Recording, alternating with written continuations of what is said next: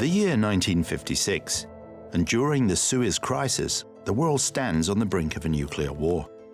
In Hungary, the people's uprising is crushed by the Red Army with tanks. In Monaco, the actress Grace Kelly marries Prince Rainer III. And with the top-class model, the 220S, the letter S gains permanent entry into the model designation collection of Mercedes-Benz. The Mercedes S-Class, the epitome of luxury, comfort, and safety. The S-Class sets the standard for prestige and technology.